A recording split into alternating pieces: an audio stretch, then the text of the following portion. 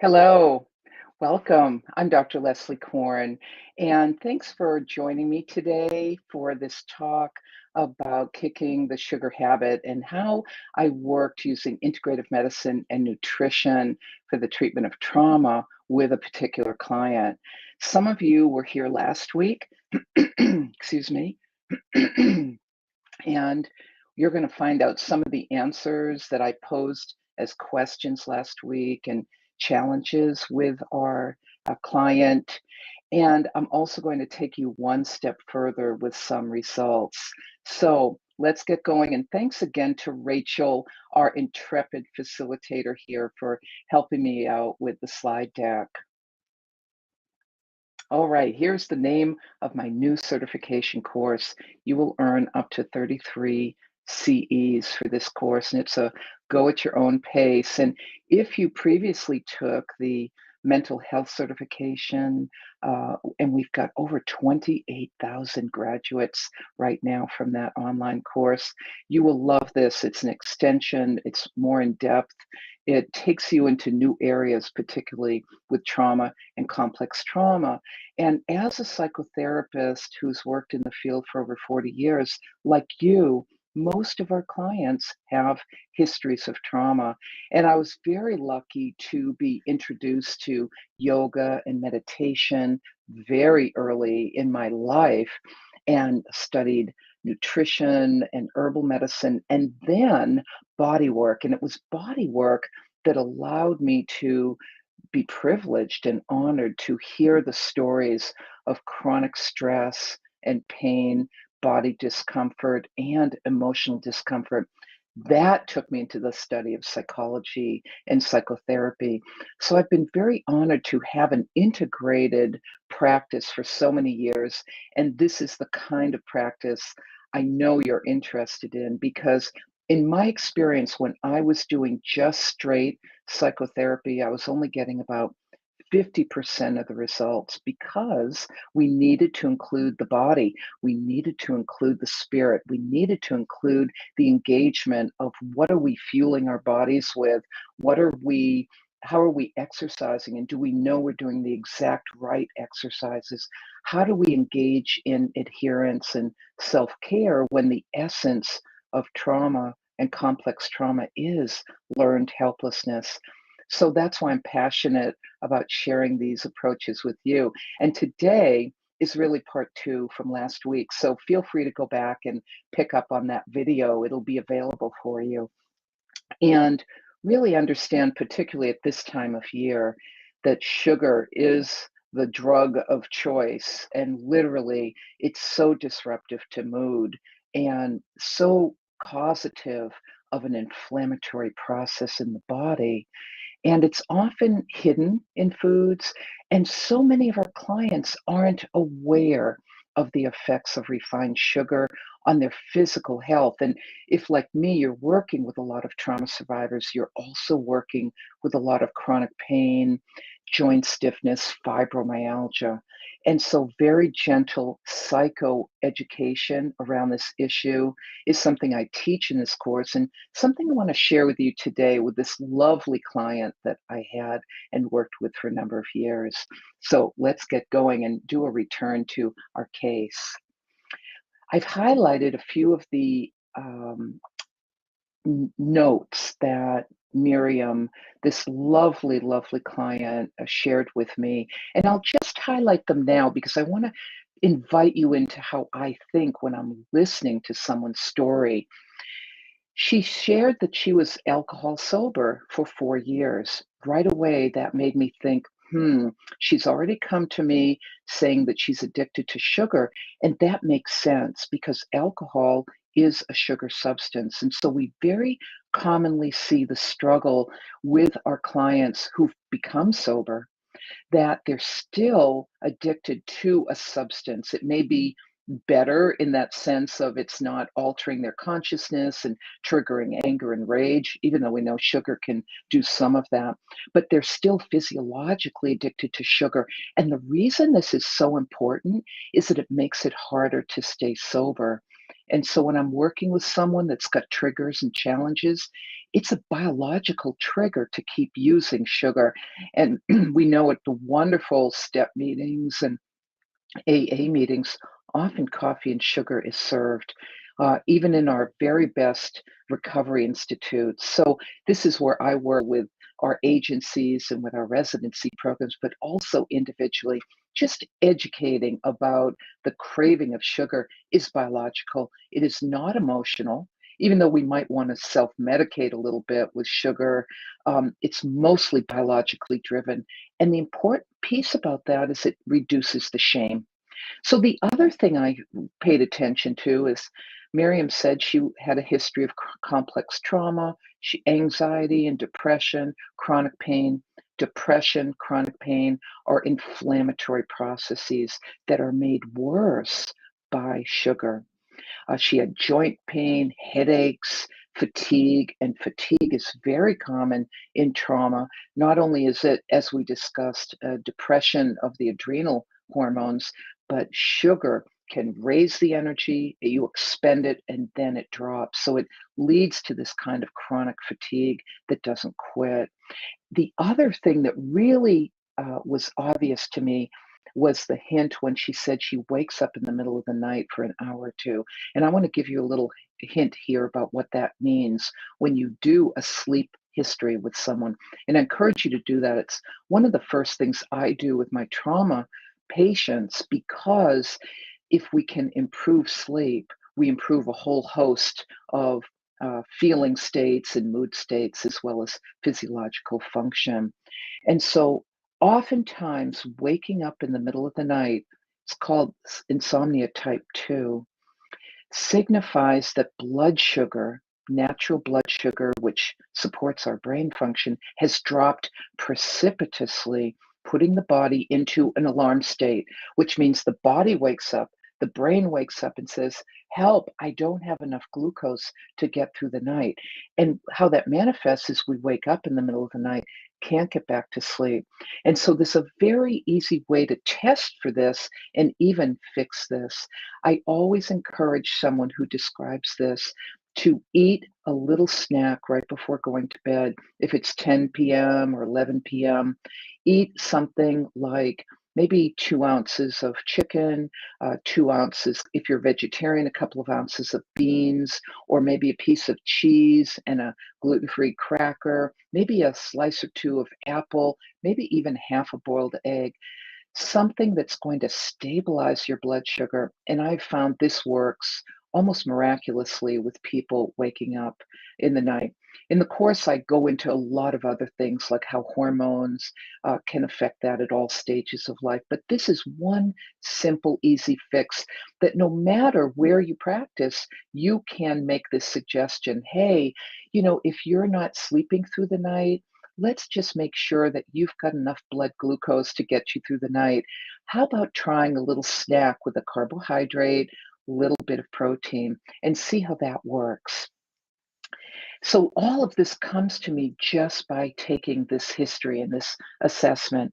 Now, Miriam is this wonderful client, and I know we all have these clients. They've done a lot of work on their trauma. They have really made progress. And Miriam is enjoying bike rides. She's got a stable relationship, but she's still plagued with mood lability, and she just doesn't feel great in her life. And that's why I want to help her optimize her mood states. She loves cooking, and that's always a good sign because that lets me know, hey, Miriam, let's talk about food and how mood follows food. Are you up for some cooking?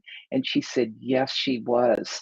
And so she said she wanted to integrate mind and body and make the connections between her emotional states and her physical states. And that's the nature of our work in integrative medicine and nutrition, is really making those psychic and somatic connections and giving our clients tools step by step to improve their health. She wanted to feel more energy, less fatigue, sleep better, and have less pain. And because we've done so much, as a post trauma therapist, I integrate a feminist therapy. I use DBT, CBT selectively. I use all kinds of methods, even narrative therapies, to establish that kind of self-regulation, processing, meaning making, and then moving forward into the wounded healer state of helping others and having a satisfying career. But for her, for Miriam, the missing piece was how she was nourishing her body. And that was the focus of our work. She said, I crave sugar, I can't stop it. So I did a food mood diary with her. And this is a very simple diary where I could look at what she was eating. And it was laden with lots of sugar and carbs and sweets and candies. And I said, oh, Miriam, we've got our work together, and I'm going to walk you through finding substitutes. And we talked about that last week, that we don't have to give up sugar. Well, we have to give up sugar, but we don't have to give up sweetness, because that is part of our palate. We are meant to enjoy some sweetness, and nature has given us those sweets, but nature did not give us refined sugar. Nature gave us that beautiful sugar cane. So after this assessment, I had a good, clear idea of where I wanted to go. And then it was up to me sharing some of these ideas with Miriam. And last week, I shared with you some of the dietary changes. Now let's look at some of our deeper dive into the other options to help her and her sugar cravings. Next slide, please. Remember, I reviewed a little bit about the Brainbow Blueprint last week, and this is the core of our course. I walk you through every aspect of this blueprint for integrative medicine and nutrition. And for our purposes today, since we've got just a brief period of time, and I want to focus on the culinary and herbal choices, we're going to stay on this right side of this Brainbow Blueprint.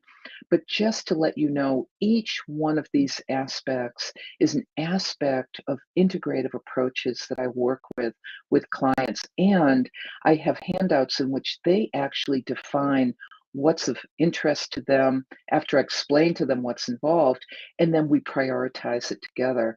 And it's really such a enriching and enjoyable part of our work together. Next slide. So, what are some of the integrative methods that you saw on the right side of that slide?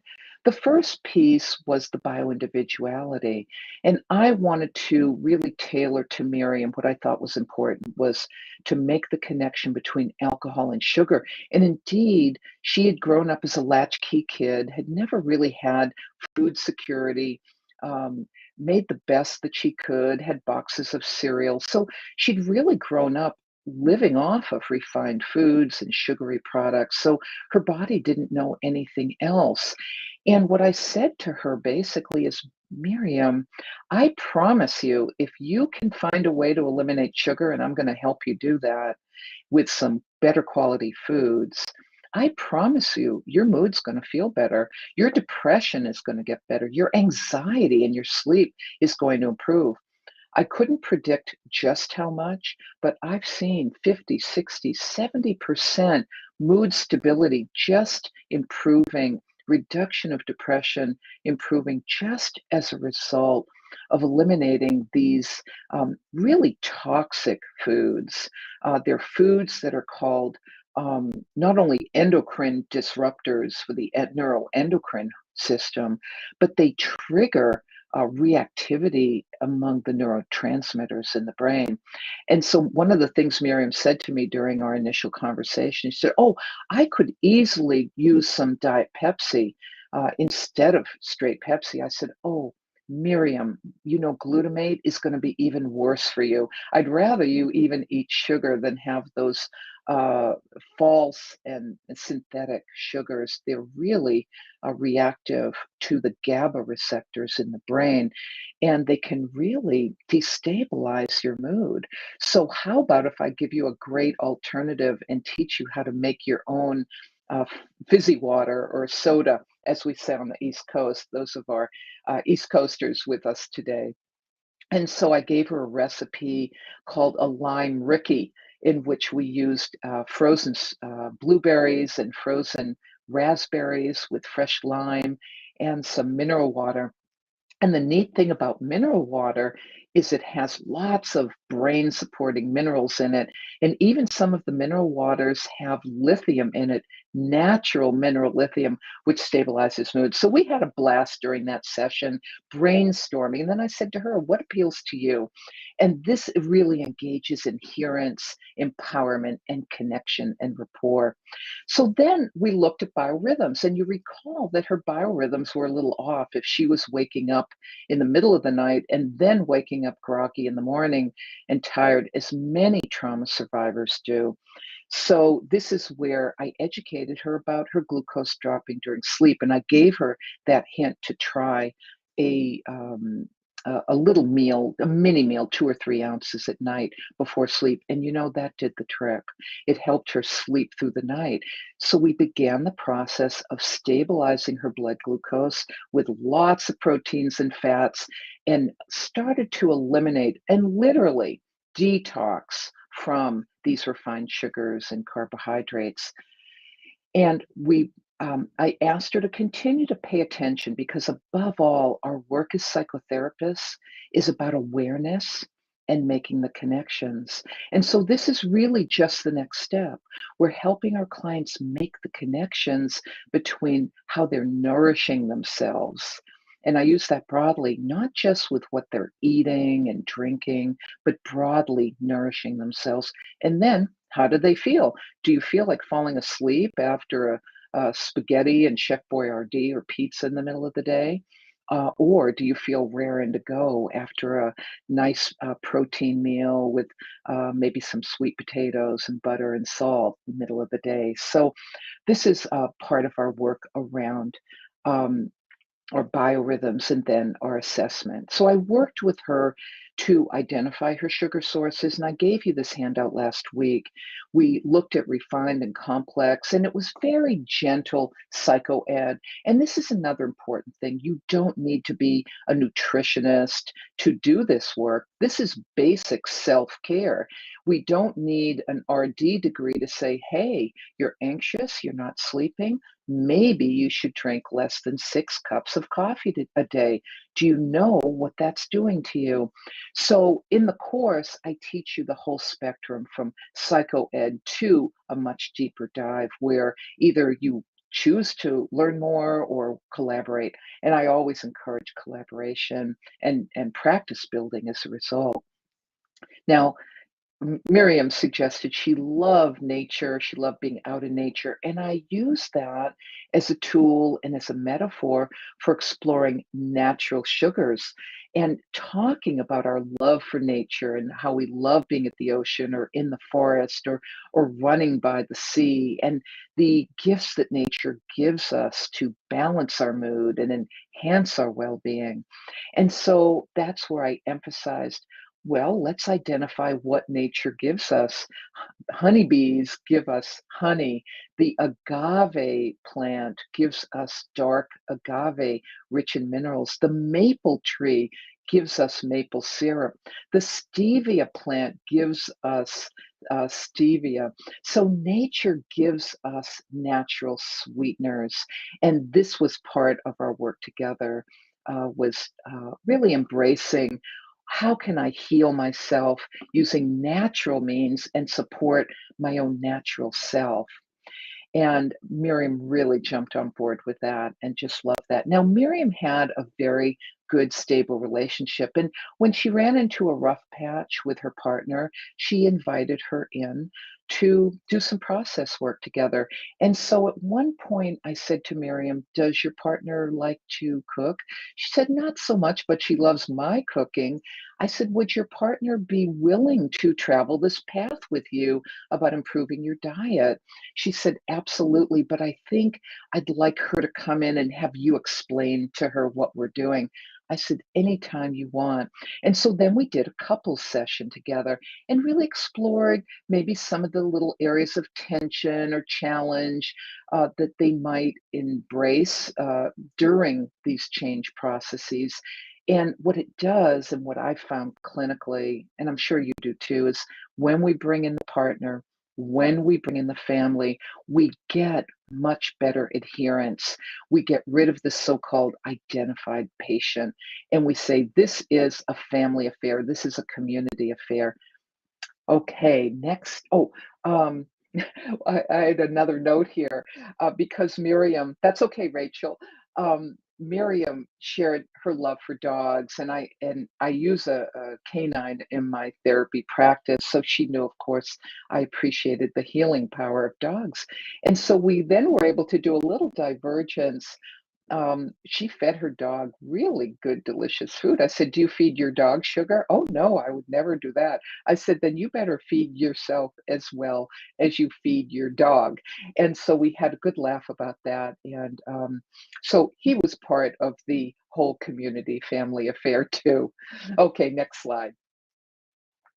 So we also looked at culinary. I was sharing tips and recipes and gave her some idea of substitutes after we went through that substitution list that I shared with you last week. She loved hot chocolate. You can make a good hot chocolate and sweeten it naturally. And we know that chocolate is very anti-inflammatory.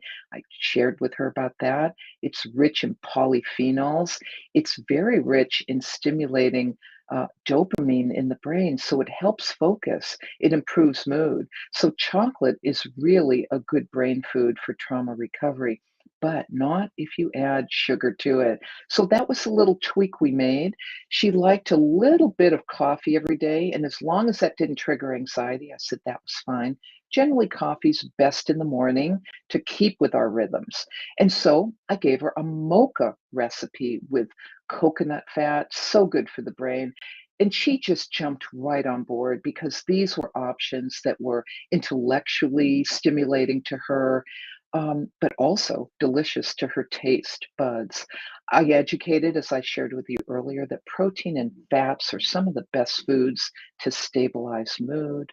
Fibers slow the uptake of sugar because it's the rapid uptake of that refined sugar that triggers, oh my, I can do anything. It can trigger almost a mania, but then it drops us down as quickly.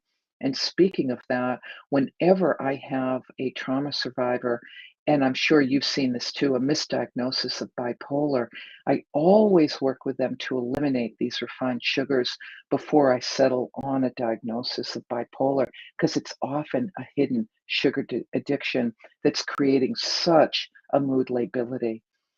And we also see a lot of misdiagnosis of what's really complex trauma and saying it's bipolar. So that's an important thing for us to keep in mind. I love to use the baked roots, the steamed roots, because those are nature's natural sweetness as well. There's nothing like a sweet potato or a sweet potato souffle. And when people say, "Oh, I don't have a lot of time to cook," I said, get 10 sweet potatoes, throw them into the oven, cook them slowly for 90 minutes, bring out all that sweetness, and then store them in the fridge. Have them hot, heat them up, add a little butter, do whatever you need to, add a little cream to really satisfy that on the go sweet tooth need for a little boost of energy. Eggs, nature's perfect protein. And then, of course, fresh juices. And I shared with her about even making some fresh juices. And she planned, she was going to ask for a holiday gift from her partner for a juicer. Okay, supplements. I reviewed supplements with you last week. I want to share with you why they're so good. For Miriam, I suggested these primary supplements to reach her goal. B vitamins. These are where we start. These are the vitamins that help neurological function. They calm us down. They reduce pain. Uh, the some of the B vitamins, like niacinamide and biotin, specifically target sugar cravings. So I always begin with a good quality B vitamin supplement, and they even make them with chromium. And I mentioned last week that chromium is our go to mineral for reducing the uptake of sugar and balancing out mood and cravings. Remember, the cravings are biological, they're not emotional. We may go for something when we feel stress, but stress has a biological response that it's creating that's triggering the cravings. So it becomes a vicious circle. And again, this reduces the shame people carry around cravings. Vitamin C, and again, niacinamide, even as an additional dose. Now, in the course, I walk you step by step through dosing and through indications and contraindications. And as I say, many people, many counselors, social workers, psychologists say, but I don't have a background in nutrition. That's okay. We're not always going to be prescribing surgery, but we might know if a client comes to us and we say, you better consult with a surgeon about this if you've broken your arm. Or, a client might say, I don't know whether I should be doing an SSRI. We're not going to prescribe it, but we may refer. And so we're going to be on the first line of answering our clients' questions who say, I don't really want to do a pharmaceutical, or I want to get off these pharmaceuticals. I've gained 30 pounds and I have no libido. Can you help me? You're going to say yes, because you know there are answers out there in nutritional therapies and integrative therapies. You're going to know a lot of them after taking this course, but you may also decide to collaborate with an expert, and that's going to be your option. And it's always our option to what's in our scope, what's in our competency, and then who are we going to collaborate with. And the same thing with herbal medicine. Did you know that anybody in the United States can practice herbal therapy? What I say is, great. Now, do you know enough to do it?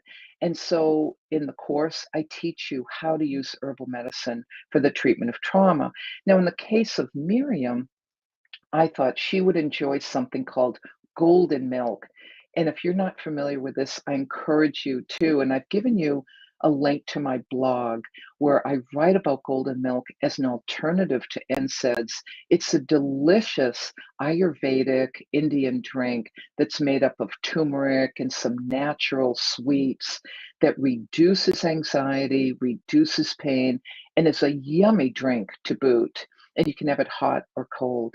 Now, last week I also mentioned berberine. That may be a new term for you. This is an evidence-based, scientifically proven extract from some herbs. For example, you've heard of golden seal or Oregon grapefruit. It has been shown to reduce blood glucose and reduce cravings. And we use it in diabetes type 2, we use it in all kinds of sugar cravings, or if you're on the verge of elevated blood glucose. So that's another thing I suggested to her to use. And she wasn't on any other medications, but if she had been, I would have said, Miriam, uh, give a release and let me talk with your prescriber, and let's just make sure that she knows that I'm recommending these things, and let's get her sign off on it. And I do that quite routinely when I'm working with people on medications, because you want to know what those interactions are. And I teach you how to find that out. Now, licorice root tea. Because she was having a lot of pain, had a lot of history of stress, licorice root tea is perhaps our go-to balance out her biorhythms, to reduce inflammation. And those of you who've had licorice, I don't mean the candy, I mean the herb, know that it's got a natural sweetness to it. And so I wanted to give her some options so that maybe some days of the week she might have golden milk in the morning, and some days she might have some licorice root tea. And I give you a whole video on how to make this and how to make a delicious drink and detox drink in the morning. And I shared this with her as well. And she really jumped on board and felt so much better. There's a lot of good research on licorice root. Did you know that we use it? It's been shown in the lab and in clinical trials to reduce the herpes virus as well. It's very antiviral. It's a good thing to be using for any kind of chronic viruses. And we know that people with trauma histories, have a vulnerability to Epstein-Barr, hepatitis, and other viruses. So then finally, I wanted to talk with Miriam about how do you feel about this plan and what do you see as the obstacles? Because I want to walk this path with you. I want to support you. I don't want to push you to go too quickly. I want you to have the support you need. So let's plan for plateaus. Let's plan for falling off the horse, as it were. And that's what we did in our normal therapeutic conversations. So if she had trouble, if she felt challenged, if she felt triggered, we were able to process that psychotherapeutically. And so this is how you get a sense of it's very easy to integrate this into psychoeducation as a part of the toolkit that we're sharing with clients and educating them about. Next slide. Oh, I guess we've reached the end of what I have to share about Miriam today, and I think we've got some questions. Okay, I see. Oh, thanks, Rachel. I've often seen that depression and a lack of energy, motivation to spend time in the kitchen crafting healthy meals go hand in hand. What do you suggest for giving clients the nudge they need? I'd love to see you create a culinary mental health class. Now, we can do this via Zoom these days, or even as we move towards getting together. I do this individually, and I address learned helplessness because, as you know, part and parcel of depression and trauma, particularly in the early stages, is motivation, getting up and go. So I educate about that and teach about what that is and then give simple step-by-step instructions or suggestions, and then get an agreement. This is where I integrate motivational interviewing for culinary health and trauma recovery. I suggest, for example, what would it feel like to get a crock pot or make it easy, maybe a blender? So we focus in on what's the first thing you'd like to try and how would you like to do it? And so then we have a back and forth brainstorming. And oftentimes it's time, oftentimes it is motivation. And so, how about once a week instead of fast food? Throw something in the crock pot. What's a recipe you'd like to try? And then I give them a recipe, or I might recommend a food that they might enjoy. This is where we might integrate the partner or the spouse or other family members.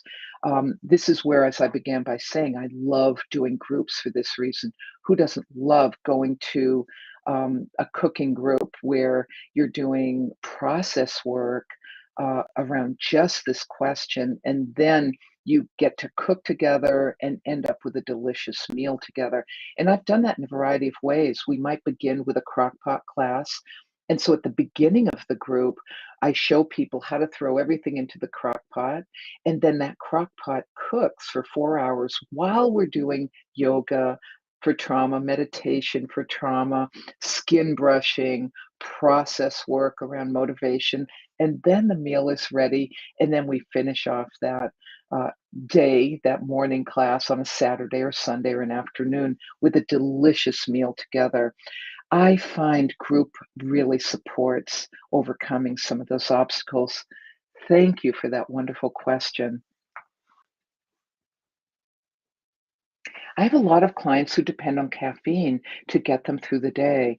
What healthy alternatives to soda do you suggest? You're absolutely right. I have a saying, caffeine or coffee is a drug, not a beverage. Use it carefully like a drug. And this is again where I educate.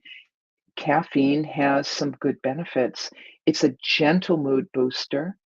It enhances focus because it supports dopamine, but too much of it sends us over the edge with anxiety and insomnia, and even with gastric problems. So I have a wonderful coffee substitute I love called Teccino, Teccino. And the reason I love it is it has a product called Capomo or Ramon seed in it. And we know it's very rich in amino acids and it makes you feel happy. And so that's what I do is I help people reduce their caffeine intake. And after all, it's an addiction too. So I have a whole protocol for reducing it slowly by decreasing the caffeine and slowly doing a decaffeinated coffee or some kind of decaffeinated beverage. And remember, these power drinks, we know through evidence now that they are a gateway drug to alcohol abuse in teens. So we really need to get them off of these caffeinated beverages. So I have a whole protocol for substituting coffees. Remember, I mentioned that mocha smoothie. That's where you have a little bit of coffee and a little bit of chocolate. And so then you eliminate the caffeine and you start using a decaf. I've got herbs like rhodiola that I use with clients. I've got lots of methods for changing out these caffeinated drinks, whether they're hot or cold. And I've got lots of recipes in my books, as well as the course, like the raspberry lime Ricky I just shared with you. Next question. Oh, I love your questions, everybody. You're making me hungry. Can we have your mocha recipe? You sure can. I We're going to give you a handout at the end of this meeting. And Rachel, I'm not sure what the recipe is in it, but you know what I'll do? I will send you that mocha recipe and we'll figure out a way to get that to you. I might even have that mocha. Oh, I've got that mocha recipe. If you search in my blogs, it's called a mocha matcha smoothie. Okay, so now you've got two blogs to search for some yummy recipes. And that's great. Download this free report. That's super. Okay, next question. If we've got some more time, I'm happy to spend it. What's the right pace to help clients make dietary changes? How do we help them make it sustainable, even if they don't feel like start feeling better immediately? This is such a rich question. There's so much to this. So let me see if I can give you a few little tips. It's not unlike anything we do with clients about making changes in their lives. I want to get a sense of what they're ready for, and I do this with motivational interviewing and share some of these methods in the course with you. I want to understand what you're ready for. I don't want to push, but one of the cues that I'll give to people is that I'll say, this might be beneficial for you. Are you ready for this? Or if you're not ready for this, let's revisit this next month, or let's revisit this in 2 months. How about that? So we might discuss some change, but we might recognize that I'm not ready for this right now. And I'll say, that's great. How about if we look for this change next month? Um, how do we help them make it sustainable? In all change, and I encourage us all to look at our own change. We are our own wounded healers going through our own healing. Just think how it is to get ourselves to make these changes, and that insight, I think, can help us with the insight with our clients. And people are gonna fall off the horse. That's okay. We're gonna get back on the horse, and we're going to make the connections between how we feel, because in trauma, there's often so much numbness and dissociation and disconnect. There's often a disconnect between how I'm feeding myself and how it makes me feel. And so that's our work in psychotherapy, is fine tuning that connection, those feeling states, those sensations. And what we're doing is we're bringing in dietary practices and food and a whole range of self-care activities that are natural, that complement this. And just one final thing, because I'm getting the hook, and our time is going to be up for today. I always teach people, this is a metaphor that I use, that nature works slowly but surely, and most often without side effects. If you think about a tree growing, those roots take time to grow, settle into the ground, but not much will topple it over. And so often people come to this approach because they've had bad reactions with side effects from drugs for that hammer on the brain that says, hurry up and change. It's not sustainable, it's overwhelming, but people want the immediate fix. And so, so much of our work is educating people that change that's sustainable is slow, but it's sure and it's without the side effects. So, I'm always educating about the long picture and cultivating patience through a mindful approach. I'm so thrilled to have spent this time with you today. I'm delighted by your questions. They're the same kinds of questions I field in our course, and I just love being in touch with you. So thank you, Rachel, for this invitation. And with that, I will say goodbye, farewell, adios until next time. Thank you, everyone.